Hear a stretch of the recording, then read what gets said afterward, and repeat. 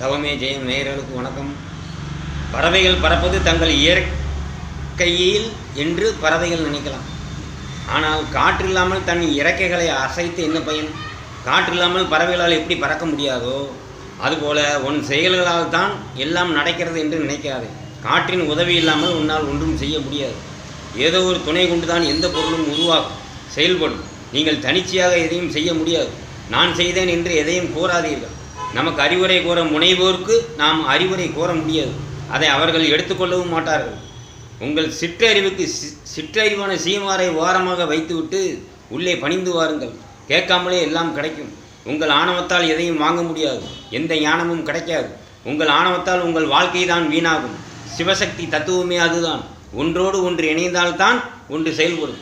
உதாரணமாக, உடலோடு உயிர், நெருப்போடு மரக்கட்டை, காற்றுடன் மலை, நீருடன் பயிர், நிலத்துடன் வாழ்க்கை, மனதுடன் புத்தி, குருவுடன் சிஷ்யர், பக்தியுடன் ஆன்மா.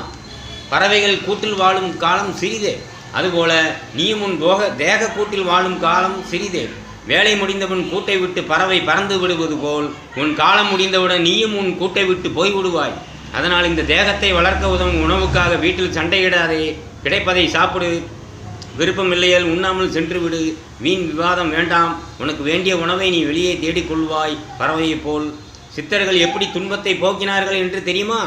நீங்கள் சித்தர்களிடம் சென்றால் மண் எடுத்து கொடுப்பார்கள், தான் குடித்ததை தருவார்கள், தான் உண்டதை கொடுப்பார்கள், விபூதி கொடுப்பார்கள். இதையெல்லாம் உங்களிடம் கொடுத்துவிட்டு மௌனமாக சூட்சும தேகத்துக்குள் சென்று விடுவார்கள். அந்த சூட்சும தேகம் அவர் கொடுத்துள்ள பொருள்களின் வாசனை கொண்டு அந்த நபருக்கு தேக சுகத்தையும் மனசாந்தியும் அளிக்கும். சூட்சும தேகம் சென்று அவர்களுக்கு அருள் செய்யும். அவர் கொடுத்த பொருளை நீங்கள் மதித்தால் சூட்சும தேகம் நிச்சயம் உங்களுக்கு அருள் புரியும். உதாரணமாக, கோரக்கர் சரித்திரத்தை பாருங்கள். கோரக்கர் சித்தர் விபூதியில் தான் பிறந்தார். அந்த அம்மா விபூதி தான் கொடுத்தாங்க. பிள்ளைக்கு பிள்ளை இல்லைன்னு சொல்லிட்டு அந்த அம்மா விபூதிக்கு குப்பத்தூரில் போட்டு அப்புறம் அந்த விபூதி தான் அவர் கோரக்கராக உருமாறி வர்றார். கோரக்கா அப்படின்னா அவர் விபூதியிலேருந்து அங்கே அடுப்படிக்குள்ளேருந்து வெளியே வர்றாரு. அப்படி எப்படி நாய் தனது மோப்ப சக்தியால் ஒருவரின் தேக வாசனையை பிடித்து அதை தேடி கண்டுபிடித்து கொடுக்கிறதோ அதுபோல சித்தர்கள் கொடுத்த பொருளை வைத்து சூட்சும தேகம் தனது மோப்ப சக்தியால் அவர்களை அடைந்து அவர்களின் குறையை போக்கும். தேகம் ஒன்றும் செய்யாது. நீங்கள் சித்தர்களோட தேகம் எல்லாம் செய்ய நினச்சிட்டு இருக்காங்க. சித்தருடைய தேகம் எங்கேயும் போகாது, அது இங்கே தான் இருக்கும். அவருடைய சூட்சும தேகம்தான் உங்களுடன் பேசும், உறவாடும், அனைத்தும் செய்யும். தெரியுதா? சாதாரண மனிதர்களிடம் சூட்சும தேகம் இல்லாததால் அவர்களால் ஒன்றும் செய்ய முடியாது. சூட்சும தேகத்திற்கு எதையும் செய்யும் ஆற்றல் உண்டு. ஏனென்றால் அது பிரம்மத்தின் சொரூபம். சூட்சும தேகமே ஒளி தேகம், ஒளியே பிரம்மத்தின் சொரூபம்.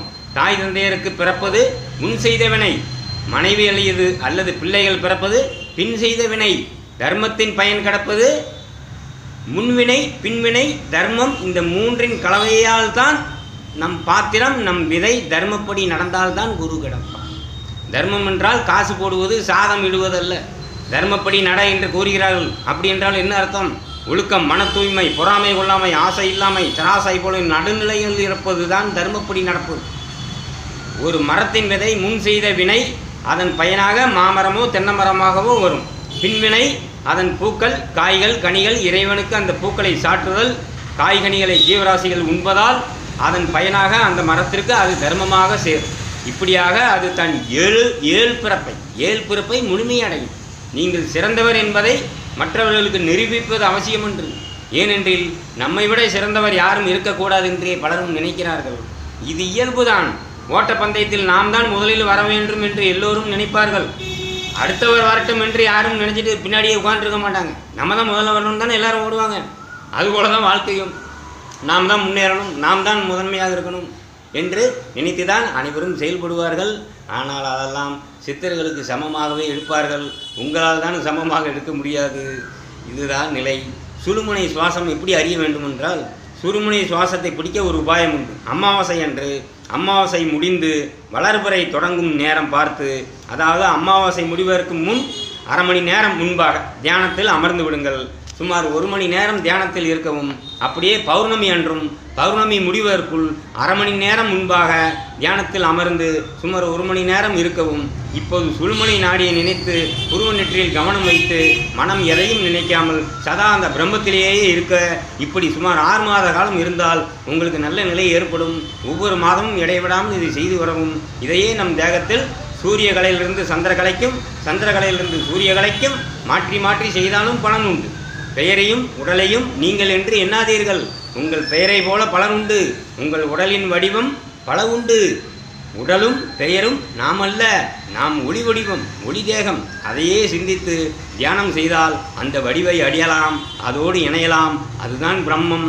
அதை விடுத்து நீங்கள் உங்கள் ரூபத்தையே மனதில் கொண்டு வந்து நிறுத்துகிறீர்கள். சிந்தனை செய்து உங்களுடைய புரிவொன்றில் உங்கள் உருவத்தை நிறுத்துகிறீர்கள். அதுதான் தவறு. உங்கள் உருவம் பொருள். பொருளை நிறுத்தாதீர்கள், பிரம்மத்தை நிறுத்துங்கள். பிரம்மத்தை நிறுத்தினால்தான் பிரம்மம் தோன்றும். பிரம்மமாகிய உங்களுடைய உடலாகிய அந்த வடிவத்தை நிறுத்தினீங்கன்னா அந்த வடிவம் தான் தெரியும். புரியுதா? அங்கதான் எல்லாரும் நீங்கள் இப்போ தப்பு பண்ணுறீங்க. உங்கள் உடல் ஒரு பொருள். அந்த உடலை கொண்டு போய் புருவத்தில் நிறுத்தாதீர்கள். உடலை விட்டு பிரம்மத்தை மட்டும் சென்று அந்த புருவத்தை நிறுத்துங்கள். பிரம்மம் உடனே உங்களை ஆட்கொள்ளும், அருள் புரியும். வணக்கம்.